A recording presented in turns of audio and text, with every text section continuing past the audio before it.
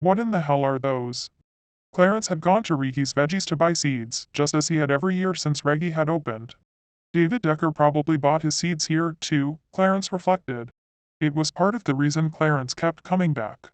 The fact that Reggie was a friend since boyhood and Clarence taking his business to the new feed store up the road would hurt him was secondary. Clarence wanted to beat David, wanted to beat him so bad he could taste it. David was a bit of a local celebrity, a legend in the agricultural community, and he'd grown the biggest pumpkins in the county for the last 5 years running. For the last 5 years, Clarence had been content with second place, but he felt that this year was different somehow. This was the year that he beat David Decker and took his rightful place as the biggest pumpkin grower in the county. This year was also different because Reggie said he had something special for Clarence. He had what he called a secret weapon, and he assured him that it would finally wipe the smile off old Decker's face. Reggie had no reason to dislike Decker. He was probably one of Reggie's best customers, but the old man had been getting cocky lately, and his bravado had turned the humble produce peddler's stomach. Clarence picked up the packet and looked at it. It was just a normal pack of seeds, maybe a little old and crumpled, but clearly just seeds.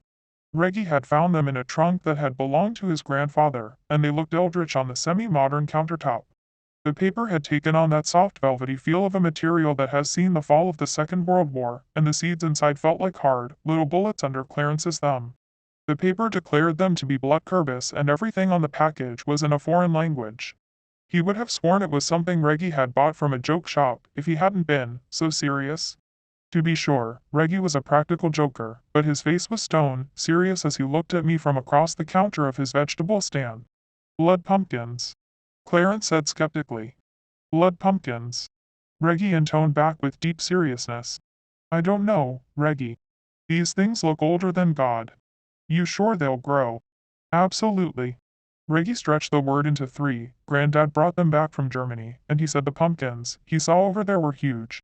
Clarence scoffed. Your granddad was a sodbuster just like mine, Reggie. When did he go to Germany? During the war, same as your granddad. Except your granddad spent it in Alaska. Clarence wanted to take offense to that, but Reggie was right. Granddad had gotten a very cushy post, while Reggie's granddad had gotten half his leg blown off by a potato masher and was sent home with honors.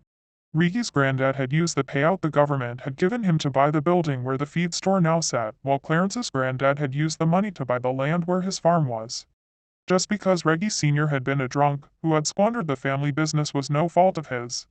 Let me get my usual spread of regular pumpkins, too, Reggie, to be safe. So how do these work anyway? Any special instructions for these German pumpkins? Granddad always said that the man who gave him the seeds said that a sacrifice was required to see them reach their full potential. What that sacrifice was, the man wouldn't say.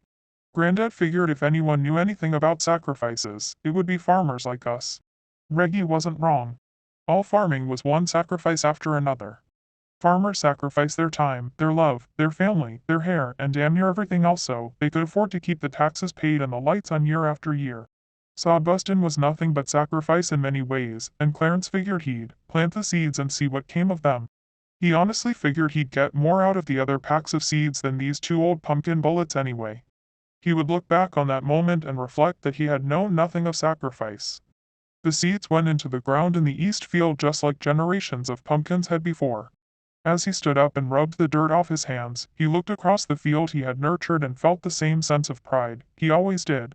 Corn was coming up, potatoes and yams, beans and peanuts, the fruit trees were filling the orchard with a sweet scent, and now the pumpkins would be the crowning jewel of his farm. The July sun beat down on him, and he shaded his eyes as he surveyed his kingdom. Clarence knew it wouldn't be long before harvest time.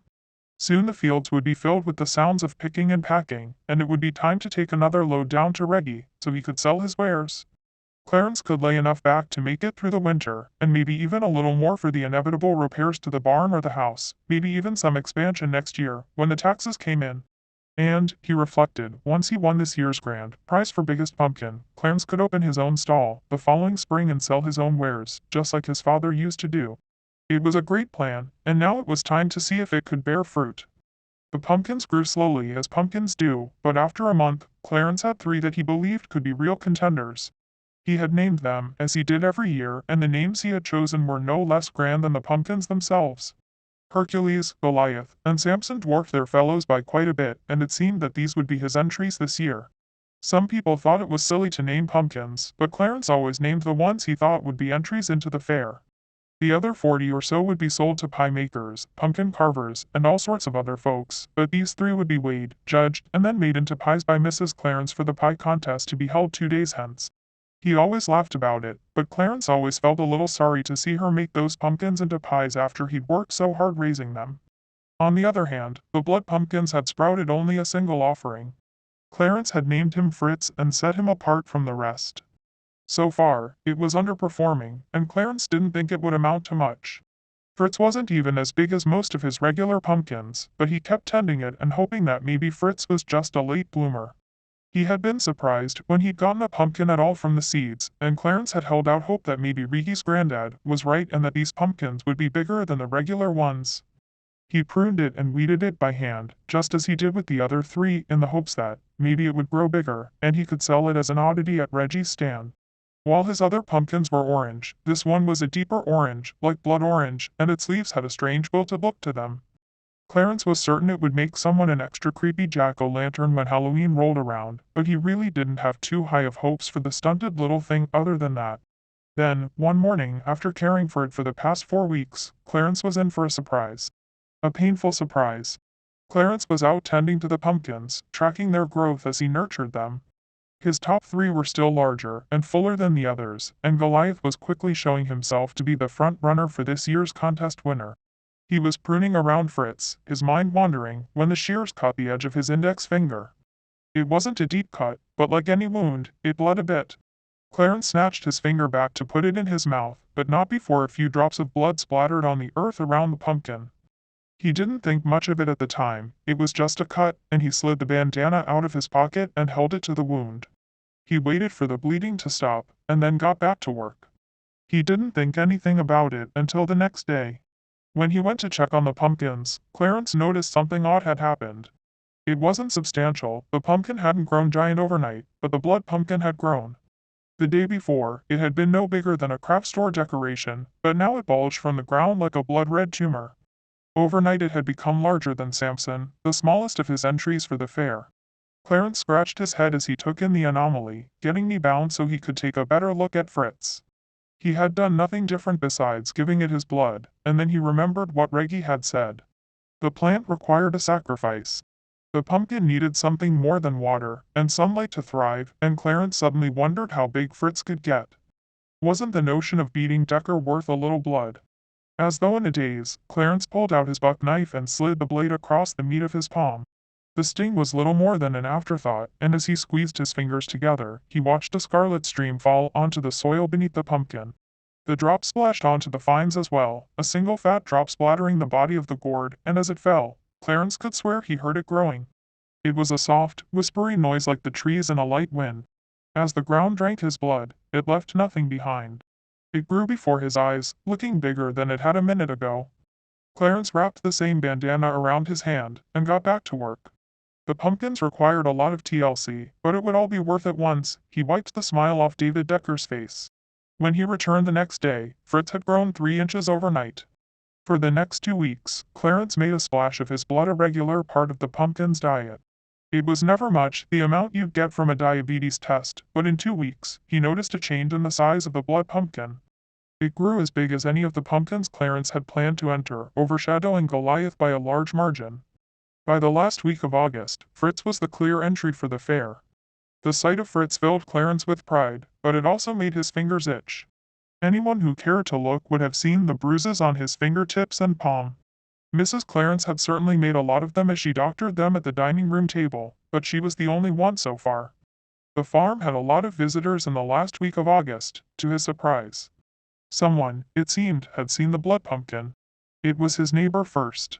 He could hardly miss a pumpkin that was nearly 5 feet tall and 4 feet wide. He wondered if he could come to have a look, and Clarence had taken him to the field to see it personally. After that, he was visited every day by curious townspeople wanting to see this miraculous pumpkin. They never went unsupervised, of course. As he spent more and more time with the pumpkin, Clarence was becoming quite protective of it. He began to worry that this was as large as it was going to get, topping out just shy of 5 feet, and he started increasing the amount of blood he gave it. He was back to cutting his palm for the fat red drops he'd gotten before, but even that didn't make it grow. The ground drank, but the whispering never happened. Clarence slept poorly, began neglecting his other crops, and Fritz the blood pumpkin became somewhat of an obsession. On the 4th of October, Clarence got the visit he'd been expecting. He called on him early, just a short series of knocks, that drug him from the table where he'd been listlessly eating breakfast. He was dressed in overalls and a blue work shirt, boots with the rundown heels after many years of use, and a round-top brown hat that probably was meant to make him look like a cowboy, but just made him look even more like a farmer from a John Wayne movie. He hadn't taken the hat off and just stood grinning on the front porch, as though they were the best of friends. "David," Clarence said, hiding his mistrust behind his grin, "what brings you out my way this early?" Decker grinned. "Well, I'd heard tell that I might have a spot to worry about this year. Seems like you've got a real contender on your hands. Mind if I get a look?" Clarence sniffed, sure that he'd heard all kinds of things. Clarence was sure he'd seen pictures and heard gossip, but in the end, Decker decided that he really wanted a look at this miraculous pumpkin. As sure as Decker was, Clarence was just as sure that he didn't want him to see his pumpkin.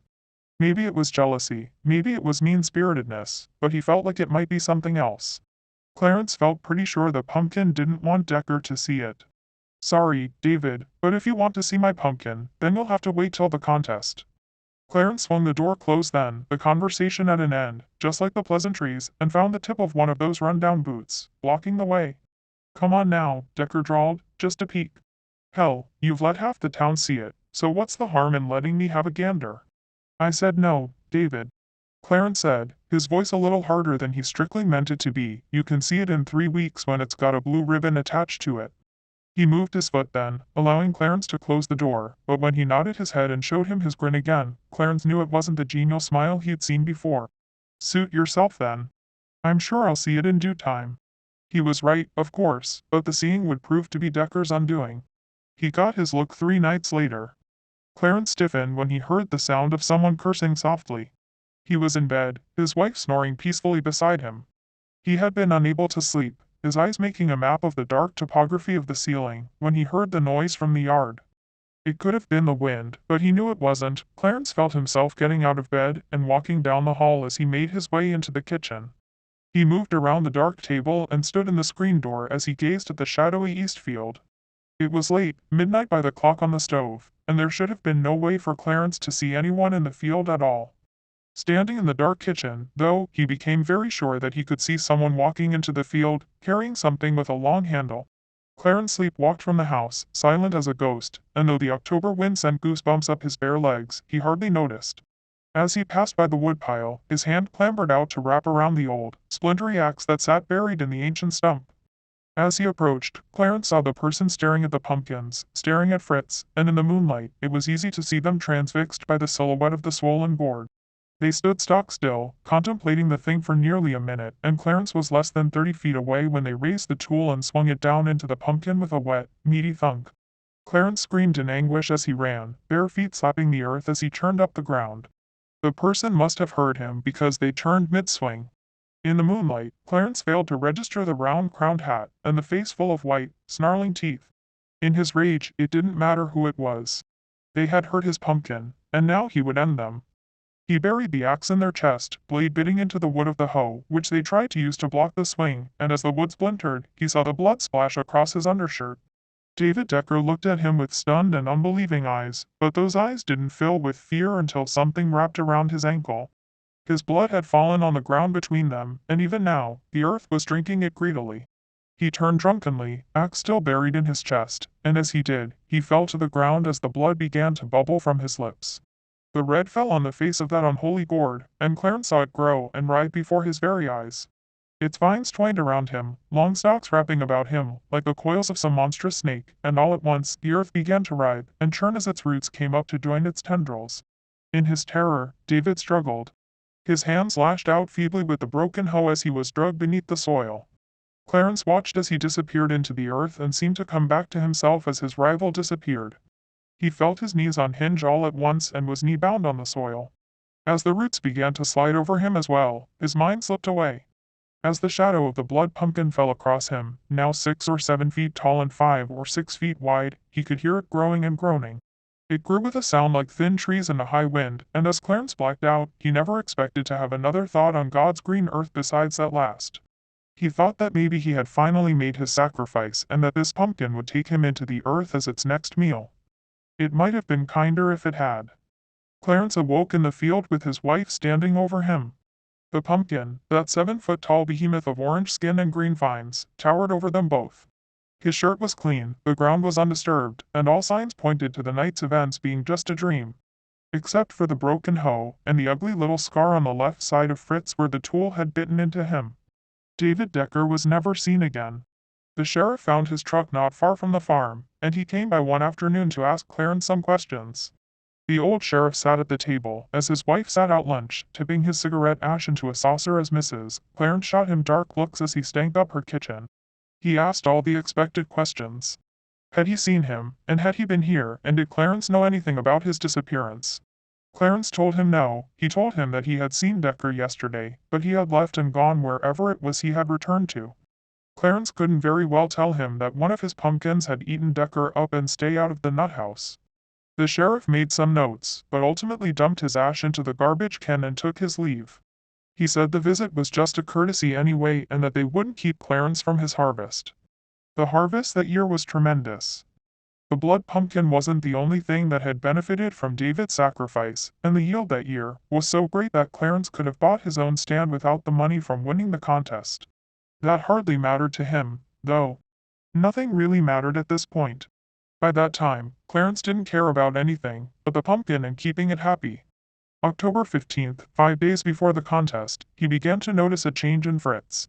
Though still connected to the ground and still 7 feet tall, it was beginning to take on a definite sag. It was waxy looking, possessed of an over-ripened look to it, and Clarence had serious doubts that it would make it to the fair. His blood would no longer sustain it, and whatever it had gotten from David was gone now. It appeared another sacrifice was required, but Clarence did not have the strength to catch its food for it. The pumpkin was his obsession, but he did not have the resolve to feed his neighbors to it. He was sitting at the kitchen table one morning trying to figure out what to do when Providence provided. He wasn't willing to lure victims for his monstrous pumpkin, but he couldn't stand the idea that it would be lost so soon. To have come so far and stumble at the finish line was unthinkable, but to give the gourd the sacrifice it desired was equally barbaric. Clarence had no clue what to do, and even from here, he could see the pumpkin waning. It had grown so large that he could see it from almost any place that overlooked the backyard, and the sight of it was awe-inspiring. Had there ever been such a pumpkin as his? Had anyone ever grown a pumpkin so grand? And now he was just going to let it die. He was weighing his options when the knock came at the door. Clarence shuffled numbly to the door, and to his surprise, he found Reggie standing on his front porch, wiping sweat from his brow and smiling hugely. Reggie, the only one left in town who hadn't come to see the pumpkin. Thought it was time that I came by for a look. They say in town that this pumpkin is something to see. Clarence nodded, a wad of cotton resting in his throat as an opportunity presented itself before his very eyes. His wife was out visiting a sick friend. The usual crowds had dissipated for now, and this was the first day in weeks he hadn't had to play tour guide. It was just Reggie and Clarence, and he wanted to see the pumpkin, the one he'd heard so much about around the stand. Reggie had walked from his farm a few blocks away. He had probably told no one where he was going. Clarence offered him a glass of tea as they walked through the kitchen, and then he took him to the east field, so he could marvel at the pumpkin. As he gulped in disbelief, Clarence slipped his hand into his pocket. This is wild. Granddad said they were big, but this is huge. Clarence wrapped a hand around the buck knife he'd used to feed it his own blood. Even if Decker hadn't disappeared, I'm pretty sure that not even he would be able to grow anything big enough to compete with this. Reggie had his back to him, and thus didn't see the knife slide out. What have you been feeding this thing? Granddad said it took a sacrifice. You must have spent a lot of time out here. He was so lost in his own rambling that he didn't hear the metallic click as the knife came open. Unless you've been making actual sacrifices out here in your east field, he said, jokingly. What's the secret, buddy? Virgin's blood. Goats. A little full moon. He stopped talking when the knife slipped into the side of his neck. Stopped talking and started gurgling. The ground accepted him, and when his wife got home from her friend's house, the pumpkin was 12 feet tall. A week later, the judges came to Clarence's house to see Fritz the behemoth. Clarence won the contest, hands down. It wasn't even a contest. The judges couldn't find a pumpkin, even half as large as his, and when Mrs. Clarence came for her yearly sacrifice for the pie contest, he gave her the other three instead. She seemed disappointed. Perhaps she had noticed what a mania this pumpkin had become for her husband, but she took them anyway, and won the pie contest that year with the tastiest pie the judges had ever had. As she left the field, her arms laden with pumpkins, Clarence first heard the slithery voice of the serpent as it offered its apple. The voice was autumn wind and winter's promise, but he had heard it before, hadn't I? It was the voice that tells the farmer that he can squeeze in one more crop before the winter, the voice that tells the prideful that it won't be that cold tonight, so there's no need to bring the livestock in. It's the voice of creeping winter, that's hungry for its sacrifice. The voice told Clarence that if he gave the field his wife, his fame would be eternal. On that day, Clarence turned away from it. On that day, he was strong. The sounds of laughing children and swaying scarecrows filled the air as the plastic flag snapped in the breeze. The annual pumpkin patch was something that Clarence looked forward to with great anticipation, and this year he had a prize-winning pumpkin to display amongst the others. He had always played second fiddle to David Decker and his patch, but this year, Clarence was the star of the show.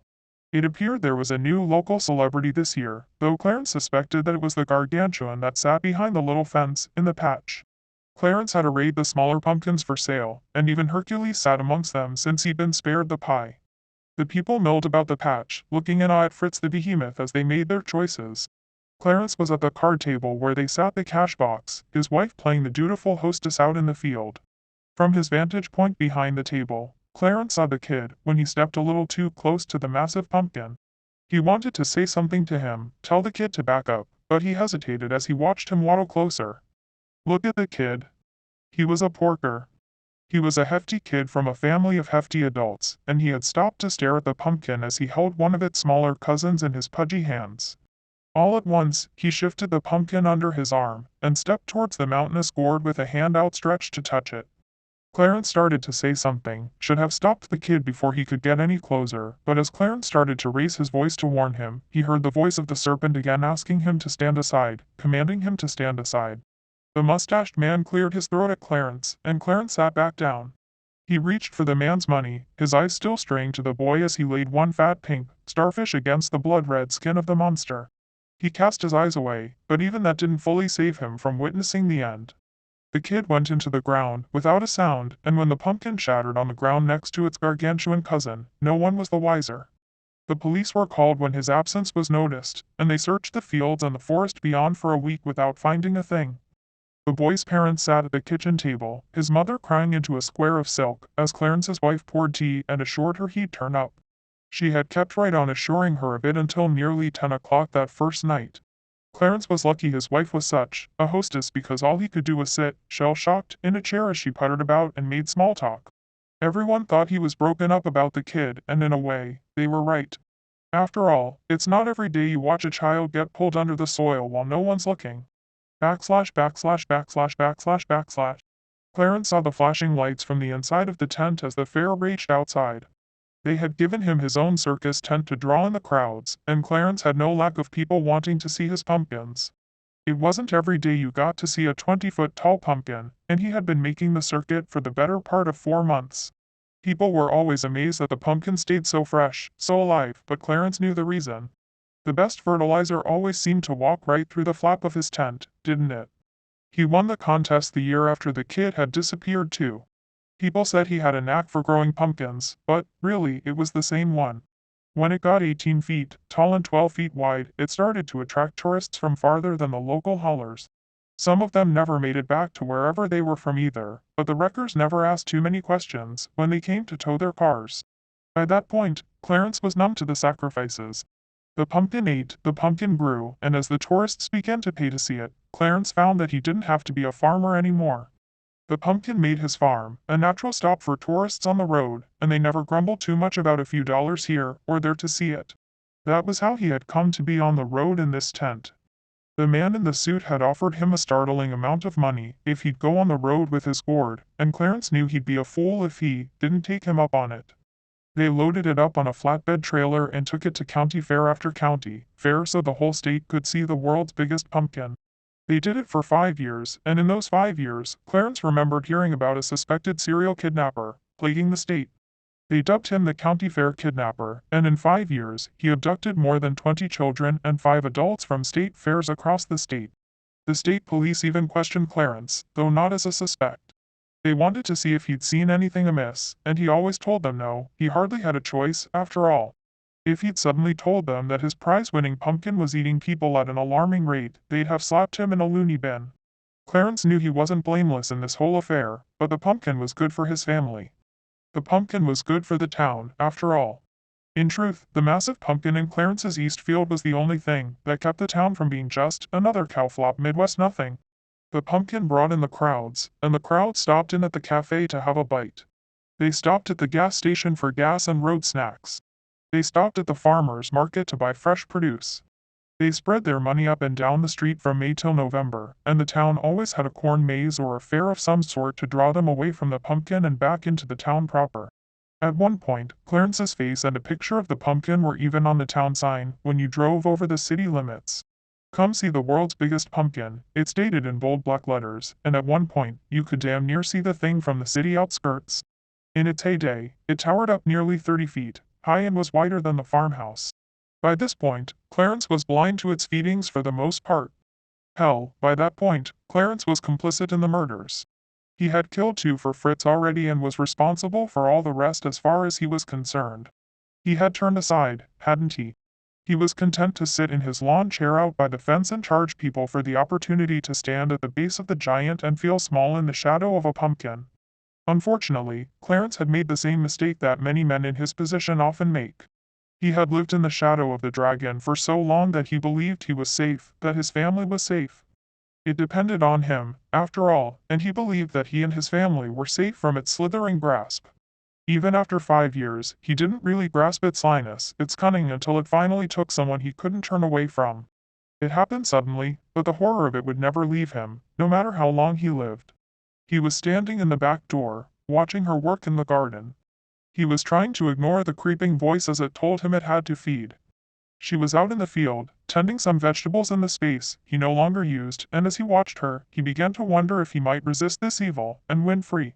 Clarence had been this pumpkin's puppet for nearly 8 years, 8 long years of dragging its burden around his neck, and his heart was growing heavy with the burden of that sin. As he watched her in her purity and love, he began to think that he might escape this evil thing and be the man he once was. They could leave, just pack their things and go. They could leave this cursed earth behind them, as they set out to start anew somewhere else. She had noticed something was off, likely noticed from the start that something was off, but she was dutiful, she was obedient, and she loved him more than he could ever love her. He would never have let her get near that field again if he had. She was coming in, carrying a basket of produce, and he would always remember the way she smiled when she saw him. Her face, that old young face of hers, stretched into a smile, and she raised her hand to wave.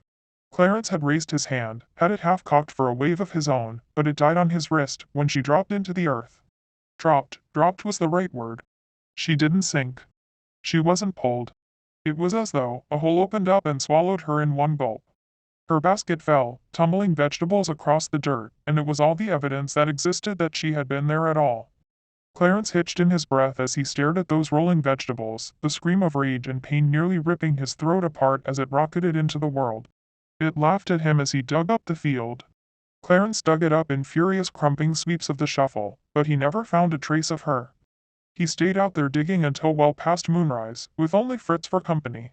She was the last sacrifice he was a part of.